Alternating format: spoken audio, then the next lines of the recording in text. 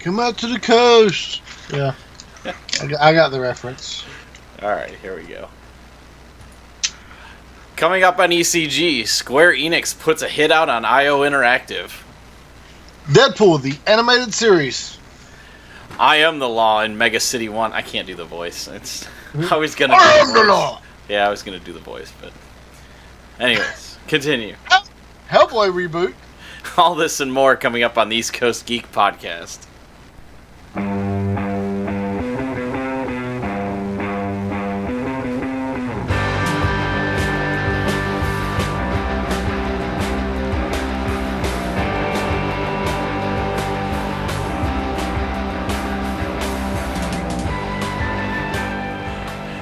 Welcome to episode number 99 of the East Coast Geek Podcast for Saturday, May 20th, 2017. I went to go read the year before the month, or the day, whatever.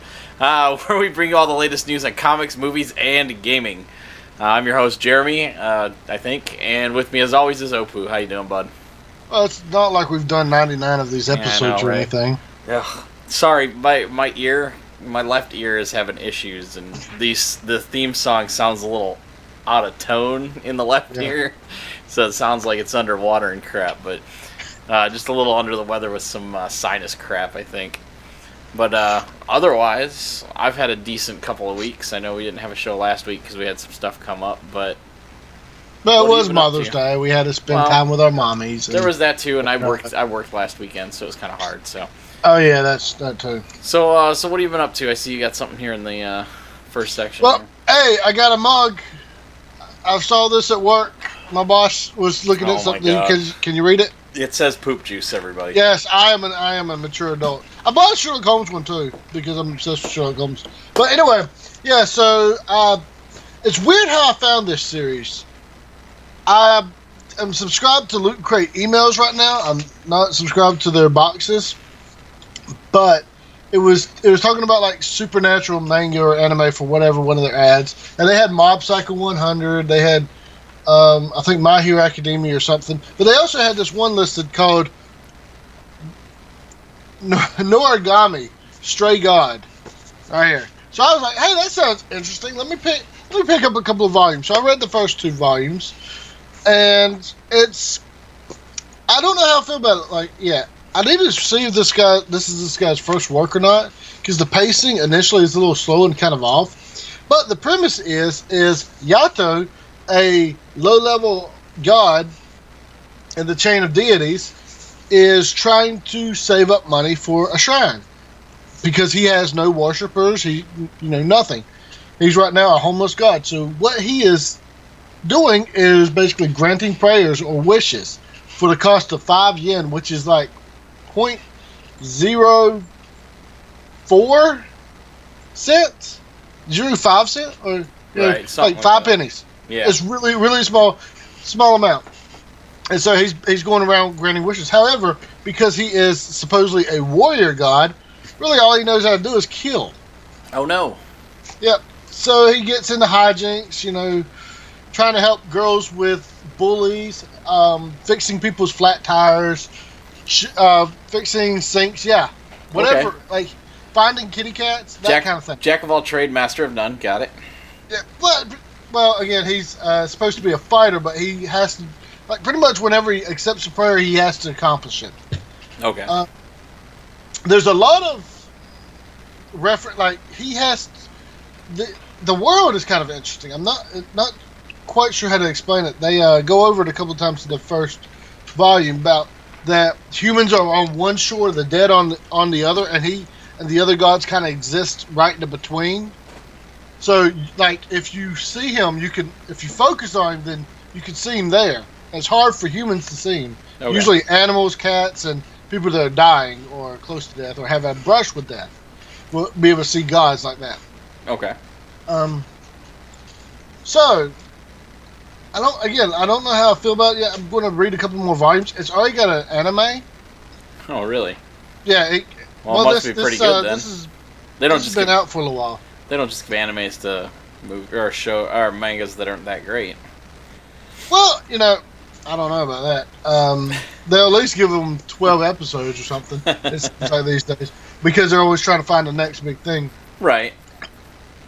It does some interesting character building. You get to see other gods.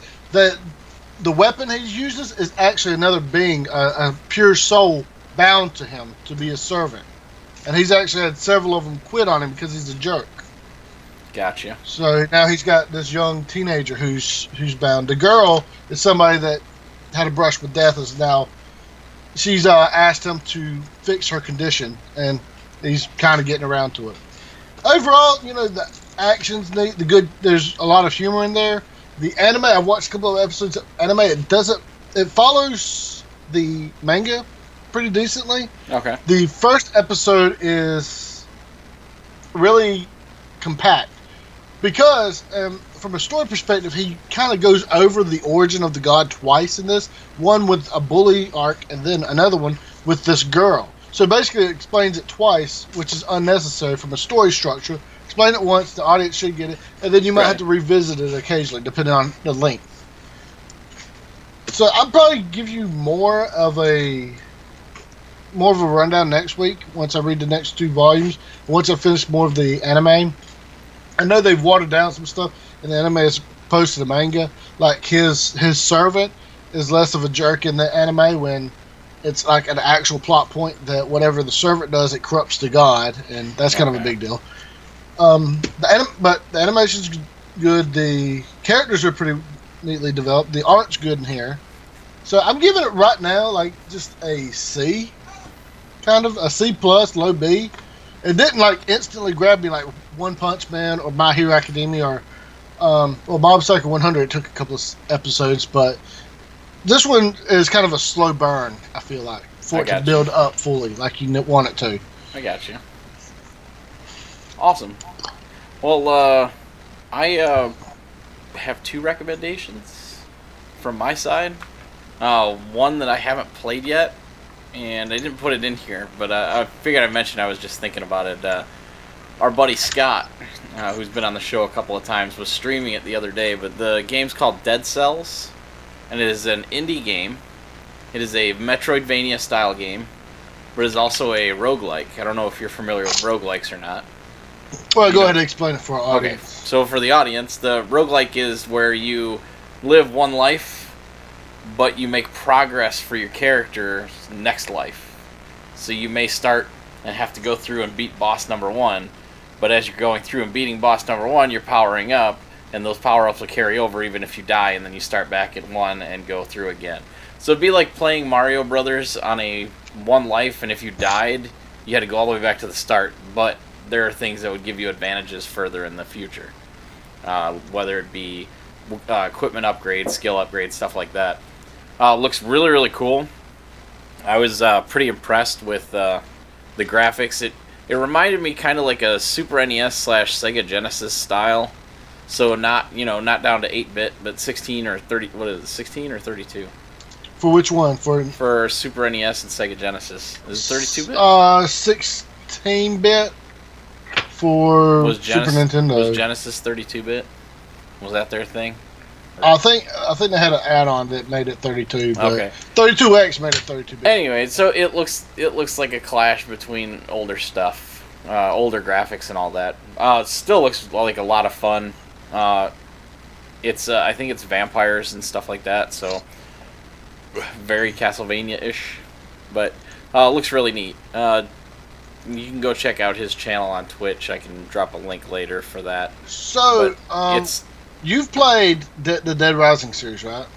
Yes, I have. Would you say that for the roguelike, to give a comparison, when you die in this, you start back, but you still have your power-ups. Right. Just have to reprogress. It's kind of like in Dead Rising, where you can die in that, but you can start back with all your levels right back at the beginning of your game. Right. There you guys. There's an example, everybody, in case you need one. I like to have examples. That's a good one. That one's perfect. The other thing that I've been doing for the past couple of weeks now, and probably the best $30 that I've spent in a long time, is a game called PlayerUnknown's Battleground. And what it is a battle royale of sorts. You drop in. They have 3 different game modes. You drop in on an island with either yourself, with a partner, or with up to 4 people in a squad. And you drop in on an island, have to scavenge for weapons, armor, backpack to carry all the stuff like that. And then what they do is and it's current world firearms stuff like that. So, but anyway, so you drop in on the island, and it looks like an island with Russian or Mediterranean influences. So, not really super improved structures, nothing really huge, nothing more than 2 or 3 story apartment buildings, stuff like that. But what the game function does is, as time goes on, the battle area starts to shrink, and if you're outside of the white circle and outside of a blue circle, you'll be taking all kinds of damage. So it's not an instant KO then? No. It's a tick of damage, and it's slightly more so every time the circle shrinks. You get more damage on the outside of the play area. So Jason, if you're talking about Dead Cells, because I think you mentioned it to me, it's still in early access. I don't buy early access games unless if you're talking about PUBG. Well, it's a multiplayer game, and I don't play multiplayer. It's also in early access, by the way. And it's also in early access. It has very good pedigree, though. It is being headed up by the guy who created the DayZ mod for Arma, and worked on H1Z1's King of the Kill, which is similar, but I have a friend who's played the other ones and said that the PlayerUnknown's Battlegrounds has a lot better mechanics to it. But anyway, so the circle shrinks down until you're like within a grid square with a bunch of people who are left over, and it starts traditionally I think the max for the lobby is 100 people. Mm-hmm. So if you're doing a solo match, you're going up against 99 other people for number 1 spot. In duos, you're fighting up against up to 50 teams, or 49 other teams, and so on and so forth. It's like about 25 to 30 teams when you're doing squads, because sometimes people don't drop in with a full squad, so they can fit more squads. Have you played this? You said you played this. I think I might have watched some of your videos. Yeah, you watched. I sent you the first clip where I killed 2 people with a frying pan. Oh, okay. But then I think I sent you one of the other streams that I did. Yeah, here's how dumb I am. I was thinking that doesn't look like that Tom Clancy game that he's been playing. Oh yeah, I actually haven't played Ghost Recon in a little while. But anyways, so it's a lot of fun. It's really cool when you can get a bunch of your military buddies together and kind of kick some ass with tactics. But bullet drop applies, zeroing of the weapons, stuff like that. It's all in there. So if you're shooting at somebody right up in front of you with 100 meters zeroed in, you need to aim at their chest to hit them in the head. So, but anyways, yeah, really, really good so far. They're talking about 2 more maps in the next couple of months before the full release, which is kind of neat. One is a desert area, and another one that's got some snow-capped areas, so should be interesting. There's vehicles in there too, which it's always fun to see either an exploding vehicle or thankfully find a vehicle because you're on the wrong side of the map where the play area is shrinking away from. So it's really neat. I think it's 5 square miles, so it's a big area for only 100 people. So, but that's all I got on that. I stream it on Twitch, so I'll be doing that as soon as we're done with this show. Then I might have to watch it. Yeah, I'll have a bunch of buddies going, so we'll have squads going. So, but anyway, sorry. Why don't you jump into the news? We'll have a lot of news. Go right into the movies, TVs, and comic stuff. It all blurs together at this point. Okay, hang on. Let me push one of these. Let's do this one again.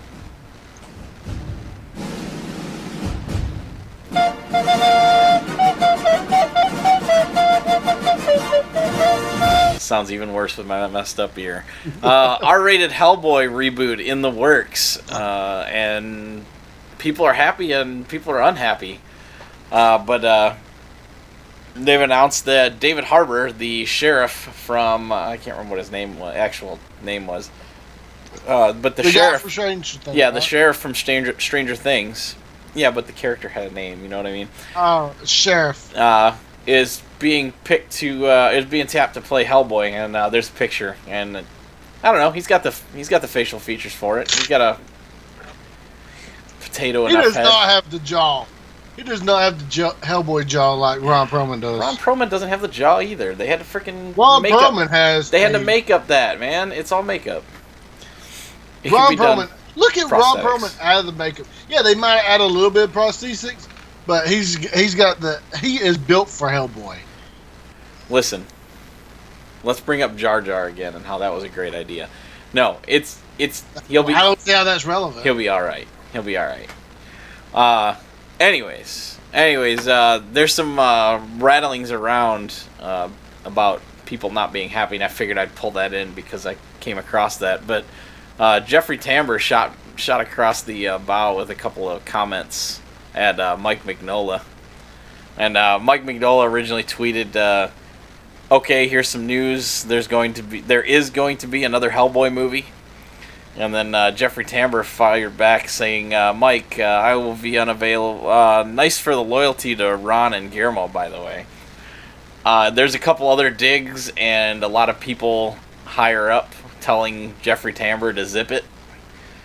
So obviously the original cast of the first two movies aren't happy about the choice. And here's the thing. They're completely leaving the story arc unfinished of those movies. Oh yeah, for sure. And that was the big complaint, was let's get the third one going. Yeah. And Guillermo del Toro is bankable. I don't see why they hated him so much for these movies. They may not have done that astoundingly well, but if you had went up to the street before these movies went out and grabbed 15 people and said, "Who is Hellboy?" I don't think you would have anybody with the right answer. He was an incredibly lesser known character, which sucks because it was an amazing comic. And here's my thing: I'm torn. I want Ron Perlman back. I want the original everybody back because they were all amazing. Yeah, even your FBI agent. No, not Myers. He was a pathetic audience surrogate. He was unnecessary, but I'm hoping with this rated R reboot that they will be more loyal to the comic, where everybody already knows Hellboy, in their world, where him walking down the street doesn't cause panics or freakouts because he's been walking the streets for 60 years and he's got an honorary human title, so he's protected by the laws and everything. Right. So that would be so much better than it being like a Men in Black thing. I think it's just let him, let the world treat it like this is his 9-to-5 job. Mm-hmm. He went on to say a number of nudges via emails to go easy on Mikey this AM. Mikey should thank Ron and Doug and GBT. I think he meant GDT, right? In this press release as a preface. And then another great one, getting lots of emails from higher up saying, Jeffrey, please shh, and also characterizing my friends. So it looks like it was pretty messy between Del Toro and who's the production company? Lionsgate? Was it Lionsgate? I think. Well, here's the thing, Mike. I don't know what his contract is, but if he sells the movie rights, he doesn't get much of a say. He might be able to force tweaks in there, Right. And he might get an executive producer listing, but that doesn't mean crap, hardly. Yeah. So I don't know what to do for. I don't know how much he could do. Del Toro. He might, if he had a contract for 3 movies and they voided that contract, he got to pay out. Yeah. I don't know. I don't know what Ron had. Hopefully, he had a contract too. I mean, not that any of them are hurting for money, obviously. Right. But I mean, it kind of just sucks for the fans, though, like us. Yeah. And listen, even though I'm kind of on board with who they picked, yes, Ron Perlman did an excellent job as Hellboy, and my wife's disappointed, and at the same time, she likes David Harbour as well, so she's okay with it. You know. I mean, he's kind of Looney Tunes, but he ain't Looney Tunes. did you hear his rant when they accepted that award? Yeah, he was trying to hurry up because Crazy McGee was following a flying piece of pizza around the sky. They don't have a lot of time to accept an award. Anyways, I'm just saying that. Agree to he's disagree. A good actor, but he's a great actor. He's not no Ron Perlman to me. He give him his time. I mean, what do you think? Are you upset? I am. Well, I'm upset. I want the third one. I want to see what Del Toro was doing with the series. I mean, I love the Hellboy movies, but they're not perfect. The second one especially, it's always tricky when you have those two characters that are psychically linked. Like the plot had a bunch of holes in it. From if I'm to sit here and analyze it, but it built off well from the first one, which did the best it could.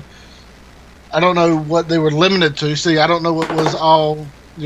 Oh, well, it's got to be like Men in Black. It's got to be like secret agent stuff, Nobody can know about Hobo. I don't know what was restricted from them, as opposed to just adapting the comics. Right. Now that they've seen, hey, you can be extremely loyal to the comics and make a lot of money, then maybe that's what they're trying for. And now they've seen, like, does Hellboy really need to be rated R? It's the trend. Ever since Deadpool, man. Give me 1 second. Yeah, Deadpool screwed that all up. Ever since then, the freaking movie companies have been like, oh, well, we can push the R, we can push the hard R, we can do that. We can get more violence, we can get more swearing in there.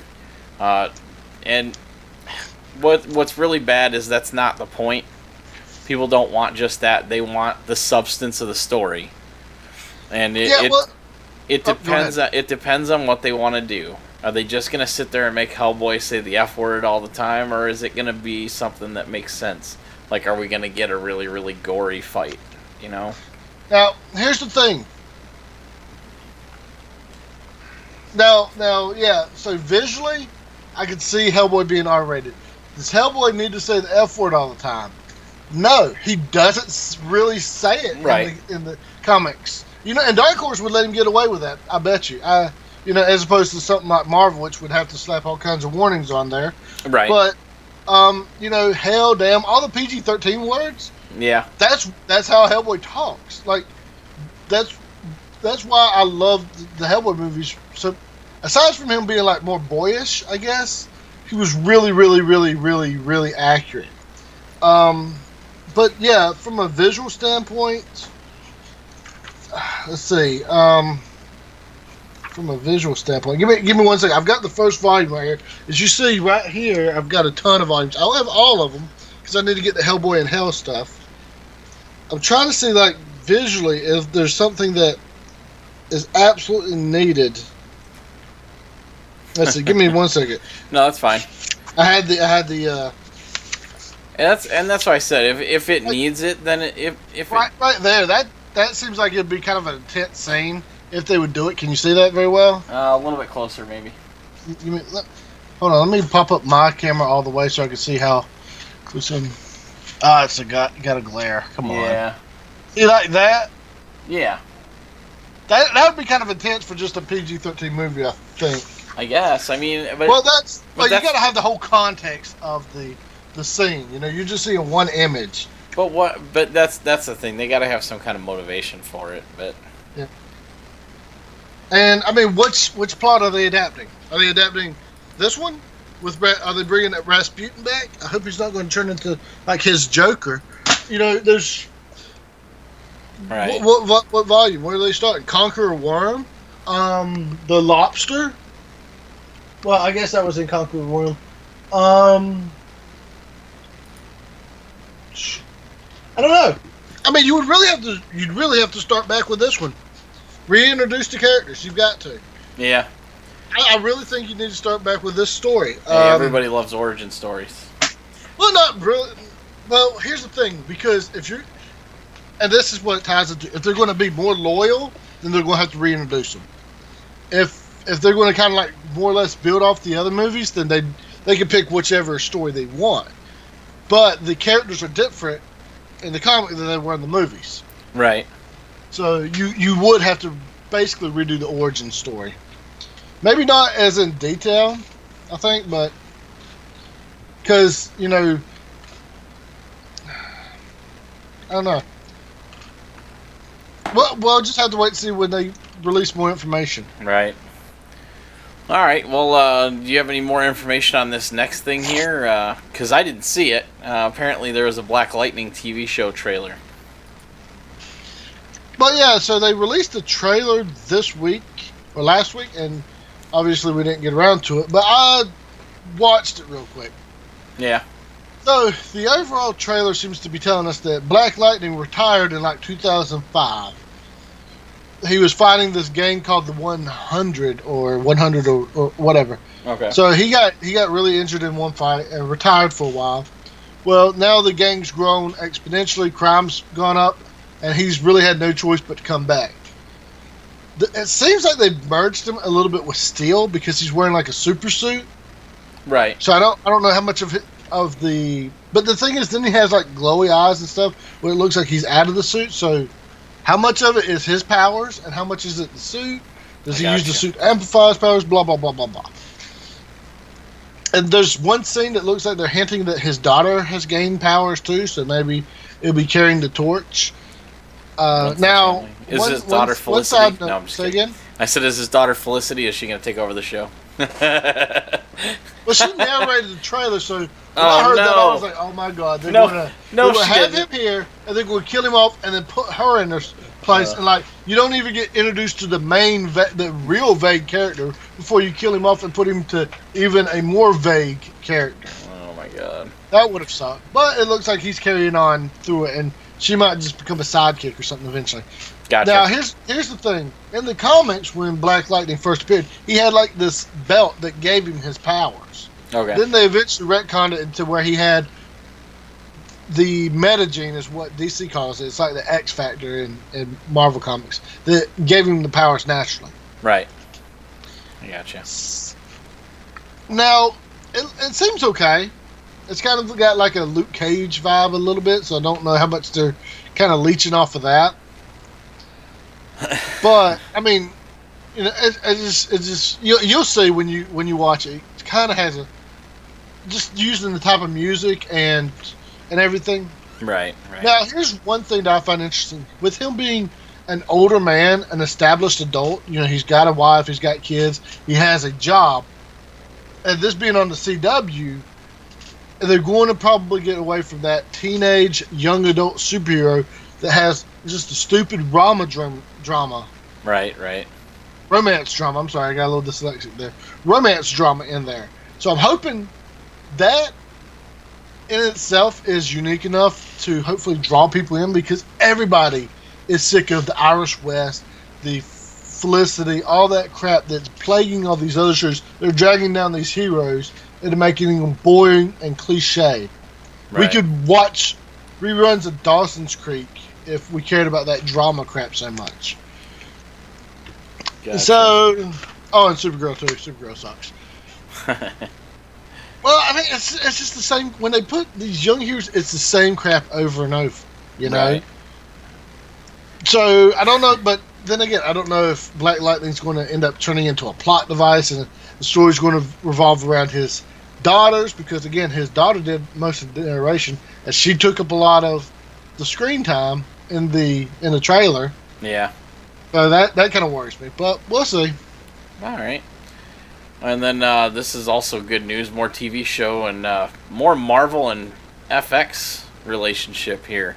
Marvel has announced a Deadpool cartoon for FXX, which is the secondary FX station, I guess. I don't know how that works. I know they moved It's Always Sunny there to try to get people to actually watch that channel. Well, now they're trying to put the Merc with the Mouth there, too.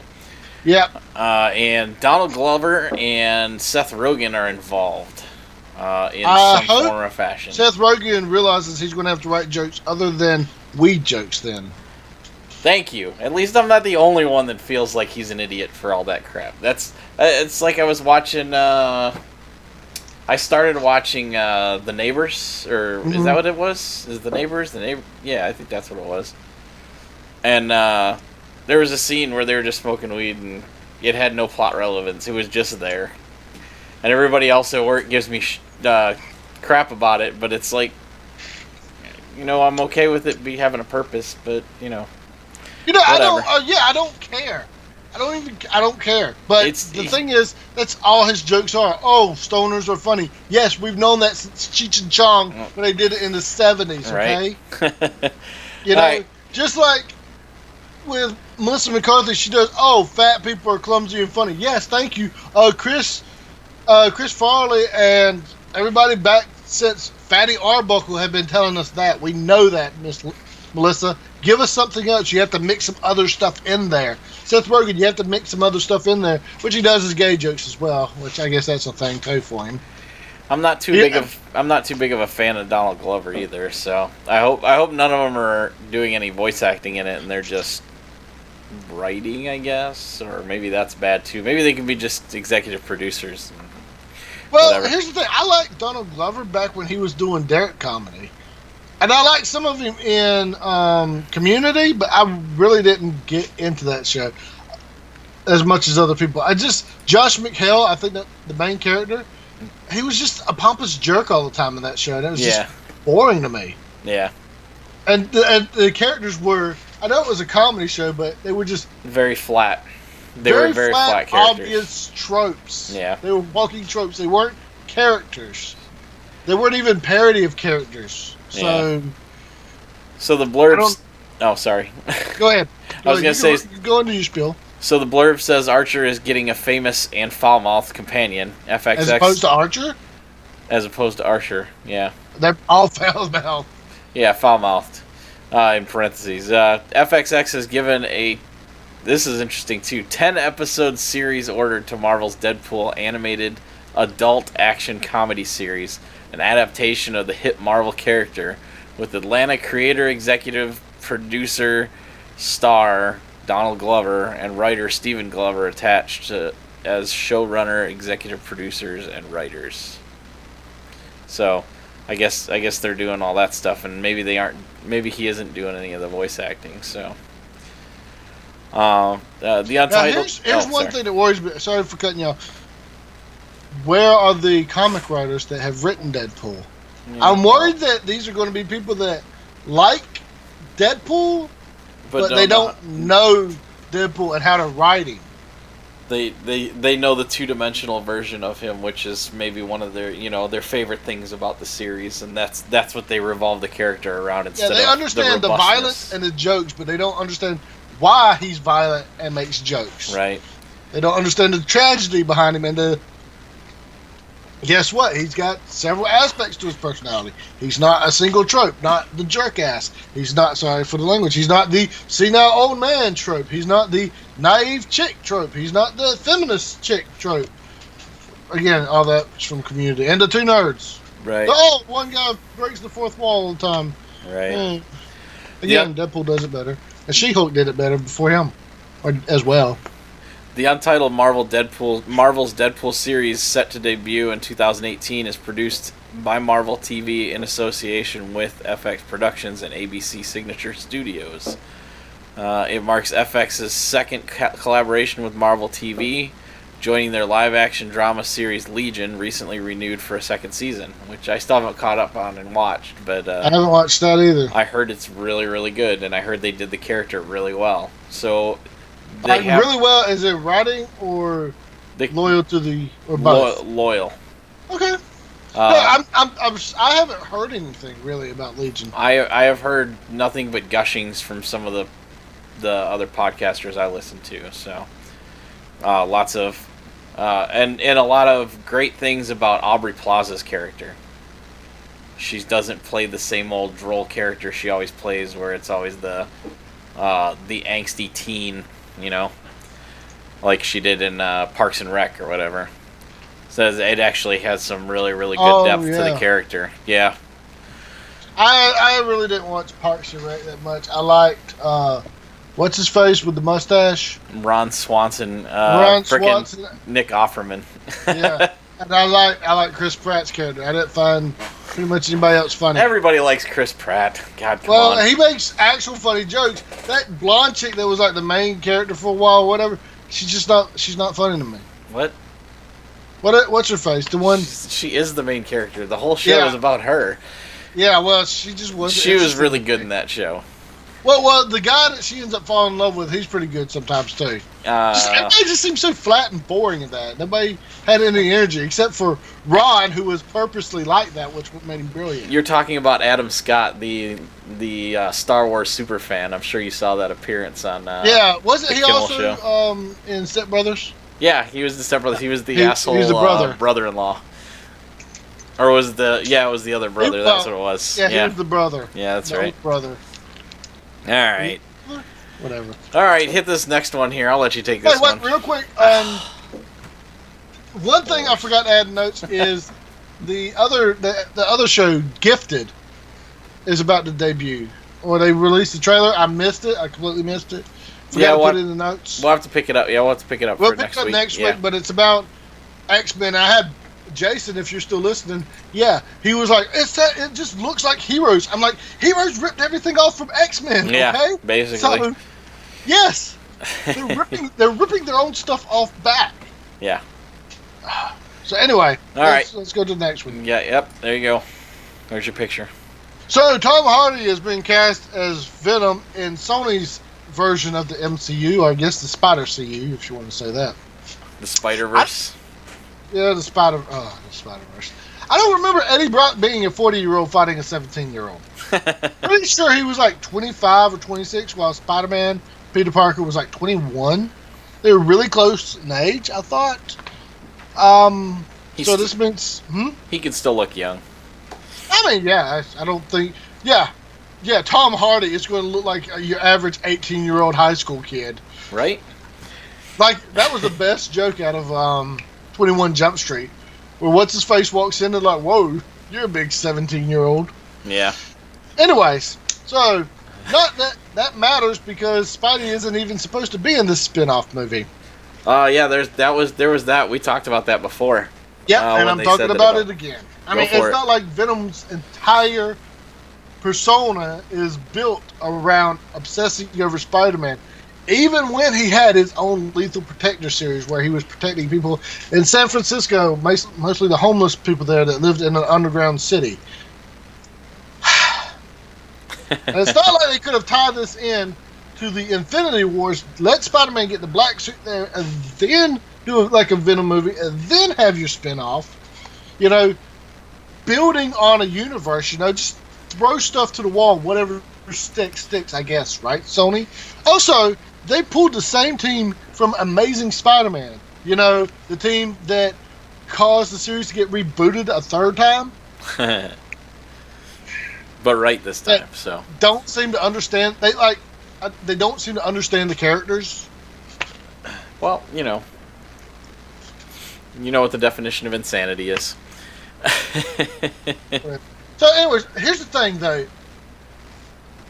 Tom Hardy's a good actor. We all know that. And I think he's actually going to rock as Venom. I just think that they're going to really ruin it. They may. But hopefully it won't have any influence on the MCU at all. Well, no, but maybe. And here's the thing. This is me being selfish, and I don't want it to... And it's going to come off as selfish, but I want it to fail. So it gives them another reason to just give the franchise back to Marvel and Disney and let them do it right. Come July, that won't even be a question, man. It's not going to be a question. There are so many people that are ready to go see that new Spider-Man movie. My kids, my daughter, who's never really paid attention to the other comic movies as of late, cannot wait to see Spider-Man. Really? She is all about it. And she hates insects. And she hates insects. Yeah, she hates flies. It's so annoying. She is adorable, though, y'all. Yeah, she's all right. She's all right. So, she's okay. I think, come July, they'll have so much money in their pockets they won't care if Venom fails. It's not going to sway them away from it. They're not going to say, "Here you go, you do better." They've got to split it with Marvel, so. Yeah, but we don't know that split either. Yeah, we don't know how big of a split. We don't know what other backroom deals are being made for some character or another character, but I don't know of any off the top of my... Wait a second. Punisher first appeared in Amazing Spider-Man, 129. But they're using Punisher in the Marvel movies, or TV shows. Yeah. I wonder if that's... I wonder how they... Wait. Because they probably didn't sell the rights off to Punisher. Because remember, they just got the rights separately. I bet you they got them back somehow. Right, they just got it back. Remember, because Punisher with Thomas Jane, and then the one with Ray Stevenson. Yeah. Well, I guess that license expired. And they reverted back. Yeah. They said the Punisher and two others. Ghost Rider. Good news. Maybe we'll see a Ghost Rider. Oh wait, no, we've already seen him in the Shield. That's right. He's already been in the Shield. Here's the thing: you can have a different Ghost Rider than that. No, because Marvel is not being retarded like DC is. They are making their cinematic universe and their TV shows all exist in the same world instead of doing dumb stuff that doesn't make sense. Ghost Riders exist at the same time. Probably the best example of the Flash on television, and then they're gonna crap on the one in the movies. Which again, they've lost. They lose so many people in that movie, and they've cut. It's like they have to come back and forth. It's insane what's going on with that movie. But good news is Wonder Woman, according to early reviews, which you got to take a grain of salt with those, but it's apparently going to be the one that carries the DECU. Yeah, we'll see. DCEU. Yeah, we'll see. We'll see. I have more faith in that than I have in any of their other films right now. Well, here's something. What? I forgot to mention this as well. Jeez, I failed on these notes this week. I apologize, everybody. So they released a picture of Mira in costume. The actress that's played Mira in Aquaman movie. She looks really good in that outfit. Yeah. Even in that... I don't know what the scene's going to be, but the thing is, I'm like, okay, so here's you an example, DC, of a comic-accurate character.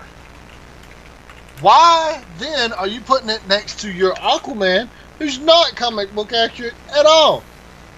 It's Amber Heard who was with Johnny Depp last I checked, until I think that incident in Australia where they didn't check their dog or whatever. All right. You know what what? No, I'm just saying that it's like, what are you doing? It's like you have 15 different people making decisions on one movie. Like you have 15 people making costume decisions. Then you have 15 people writing it. You have 15 people directing it. It's like that's why everything seems like a mess. Yeah.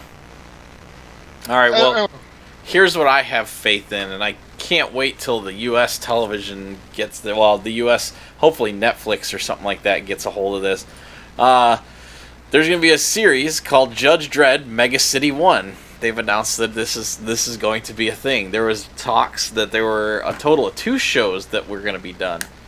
However, this one is, I guess, going to happen, and it's going to happen on IM Global in the UK first, and then hopefully Netflix bound afterwards, or Hulu, or however I get my hands on this, because the best part is they are in talks with Carl Urban to come back and play Dredd. And what's interesting is it's not focused around Dredd, okay?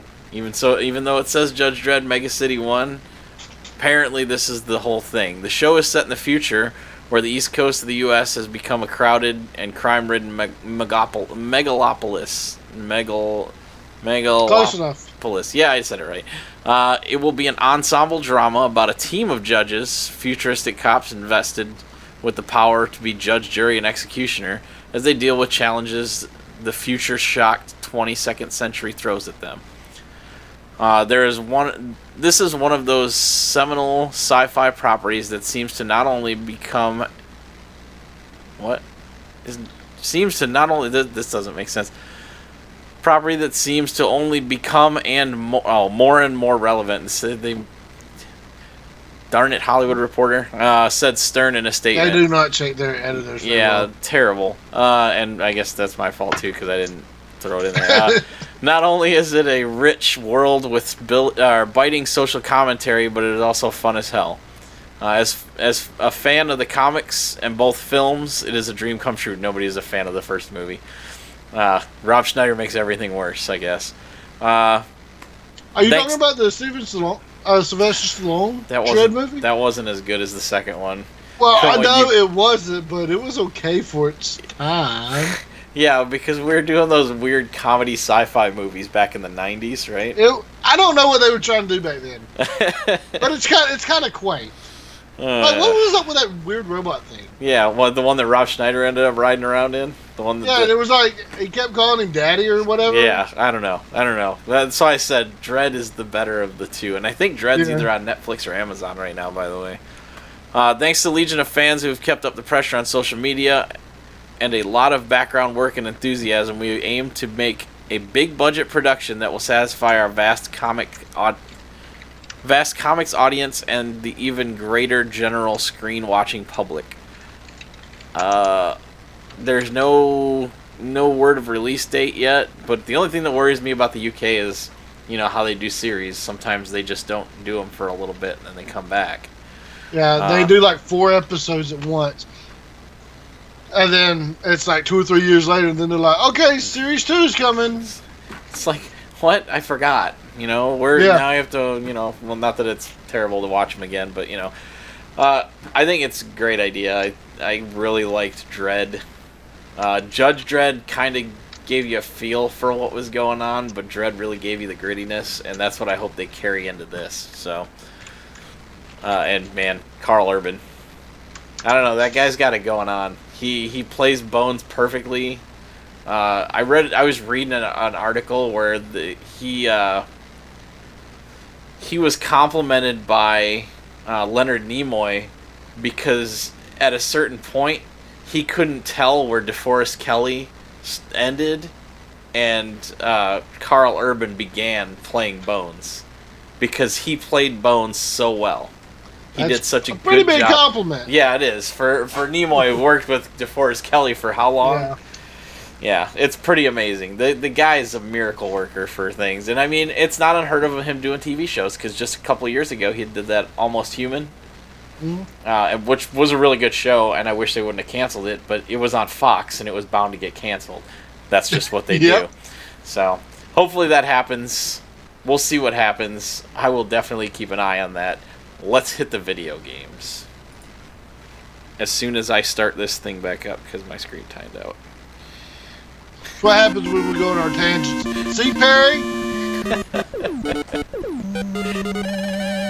What's this Wii crap? Alright. Hey, you kind of helped. You went on the DC one. And unfortunately, Perry's not watching that, so... But, hey, you're here in spirit because we still got derailed. Alright, so Square Enix is selling off the IO Interactive branch of their development house. And IO is infamous for putting together the Hitman series. Infamous? Infamous. Famous? Infamous? I mean, the movies were pretty bad. I kind of liked Agent 47. I did too, but the more I think about it, the more flaws. Anyways, I thought it was the best example. The best example of how the Hitman operated and actually changing disguises. It actually was really good compared to the first one. The Timothy Olyphant one was just, I don't know. I never even watched that one, to be honest with you. You're not missing anything. I remember that they had a sword fight scene in the subway. I'm like, that doesn't seem right. So what turns out, what's odd is that the new title was so successful, and they did it they released it in chapters, so it wasn't all released at once. It was released over time, and there was a lot of player-created content because you could create your missions and stuff. Well, apparently that's not good enough. They did all right, but Square Enix itself has been putting out some bad returns. So word's out on the street, they're looking to sell IO Interactive, which is interesting. However, sometimes things go away to die for a while. But unlike what we didn't throw in here and we should have, what could happen eventually, is what's happening to the Darksiders series. THQ went under years ago, so the Darksiders series seemingly ended-ish with the second title. Now a new company with a branch called, I can't remember. It's something with THQ in the name, so they're like recarrying the torch with THQ. It's like THQ Scandinavia or something like that. But it's a development house creating Darksiders 3, which got leaked out by Amazon. Amazon put up pictures in the pre-order for it before it was announced. So they came out with it and said, yeah, we're releasing a new Darksiders game, Darksiders 3. So that could be a potential of something that happens. How likely that is, I don't know. I mean, Hitman's been a venerable series. I've played pretty much all of them except for this last one. And I really enjoyed them because of that, that figure it out kind of thing. But at the same time, I mean, I don't know. Maybe my tastes have changed. Maybe gamers' tastes have changed overall. So, any opinions? I mean, I know you said you liked the movie. Well, it sucks that it's getting sold, but maybe they'll be bought by somebody that can help. I don't know. Like you said, they've more or less been fairly solid. Their returns might not be what they want, but right. At the same time, they've almost always been relatively well-rated games. I think. They're not bad. So I'm not too sure. Somebody will pick it up. I mean, the Hitman, I think, is still a fairly strong brand name. Right. They still have Kane and Lynch, too. I mean, or I should say Kane and Lynch as well. Weren't they supposed to do a movie? I don't know. The thing is, Kane and Lynch both are like horrible people. They're very terrible people. So I don't know how well a movie would do. We've discussed darkness-induced apathy before. Have you never seen Heat? Heat? The movie Heat? Yeah, Al Pacino, Robert De Niro. Everybody was cheering for the bad guys. A character doing horrible things, but they have to be likable or interesting at some point. These are like 40-year-old men going around killing people and then hugging each other. Haven't you been playing Grand Theft Auto 5? Didn't you say that? Again, you have to have interesting characters. But Trevor, I mean, Trevor is pretty much freaking. Who's the crazy one out of Kane and Lynch? Is it Kane? I don't know. I don't remember. I only played part of the first game, so. But the thing is, Trevor's hilarious. Yeah, but he does horrible things. Yes, he does horrible things. He's a terrible person. You can't love him. He's a terrible person. I didn't say you had to love him. I said that you have to be interested in him. Like, if you a well-written villain, you have to understand their motives. You just don't have to like them. Right. So it goes back to that. All right. And besides, with Trevor, you had him balanced out by Michael and the third guy. What's his name? Oh my God. Yeah. I haven't played in a while. Clinton. Yeah, or something like that. I can't remember what his first name was. Anyways, it sucks, but I mean, with the falling of one development house, the rising of another happens, and that's what we got in the next one here. Pictures started circulating, much like this one here, and people thought, oh wow, the new Red Dead Redemption 2 game looks like it's going to be pretty awesome. Well, little did they know, the pictures they were circulating weren't for Red Dead Redemption 2, which I can't wait till it comes out. But now I don't know if I'm going to replace it with this game. An independent developer has started developing a game called Wild West Online, and this is a screenshot from the game. They are pretty much through the development phase and the actual production stuff, but they have some stuff, they're getting into the testing phase and all that. They announced that they were going to start a Kickstarter. However, with the buzz of these pictures, those initial investors said, no, you don't need to do a Kickstarter, and you don't need to do a early access on Steam. We're going to go ahead and give you the rest of the money so you can get this game out there. So they're going to skip the early access. They're going to skip, which is a good thing, because nobody likes early access, especially Mitch here, because he never gives any of those games a chance. And no Kickstarter. But the good news is everything that was going to be a Kickstarter milestone goal. So additional stuff that they would give away to the people who help help get along the path is now just going to be in the game outright when it releases. That's excellent. Which is awesome. The buzz helped them totally skip that whole Kickstart phase. Well, here's the thing. This is a game that I would totally have back on Kickstarter.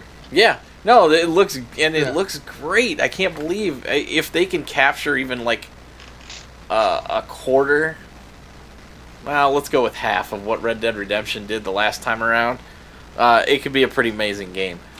I think the Western genre is kind of underutilized, and that's what they cited. They said there's a huge gap in the PC realm for Westerns.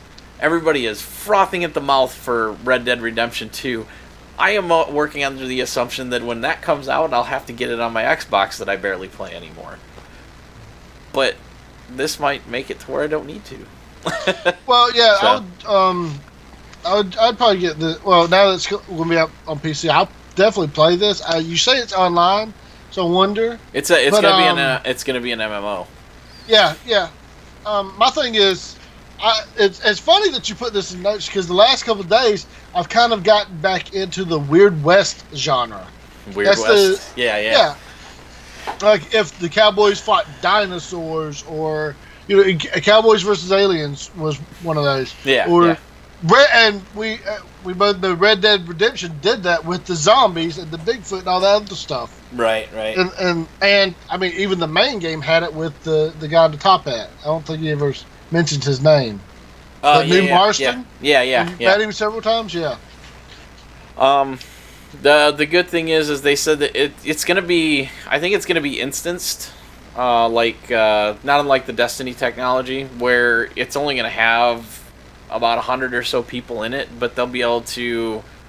They express the ability to make your way in the Old West, whether you're an outlaw or you're tending crops and crap like that, or running a general store or something like that.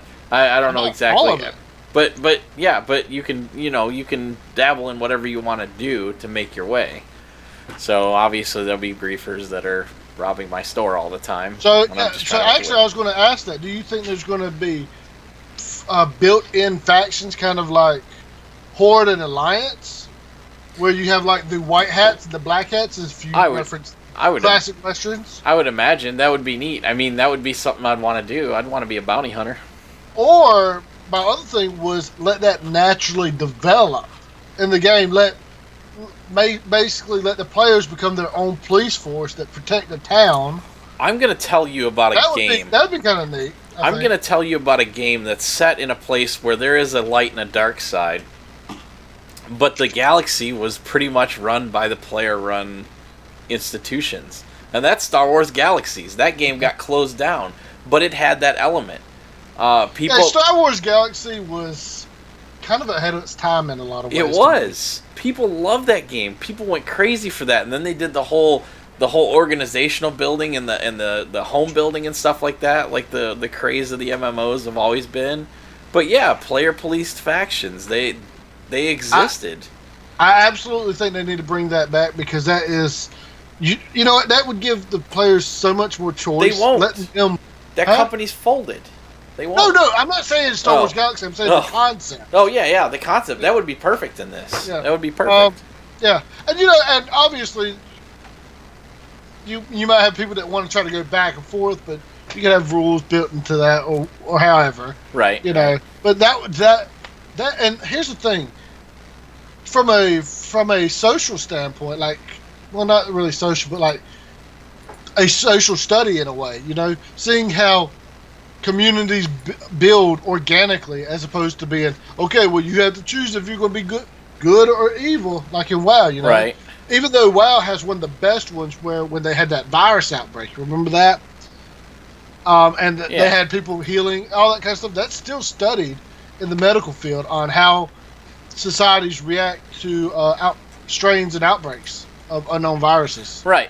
Yeah, So that was I would great. love for more of that kind of stuff to let player flexibility. Is what I'm saying. I guess. So this is first of all, this is an interesting concept. It's got a lot of potential there. They could do, if they could have it the standard Wild West stuff. They could and throw in Weird West stuff like some Easter egg kind of side quests or Halloween events, Christmas events. Red Dead Redemption's the Undead expansion was really cool. They did a really good job with that. And like you had those customizable horses that you could get in that. Those kind of things. Yeah, no, that would be really neat. It'll be interesting to see what they do, and we should hear something soon because they are trying to release this fall. Oh wow! Okay. So they're talking about the company name. They're talking about a beta access here in the summer. Wild West Online. Let me find something really quick here.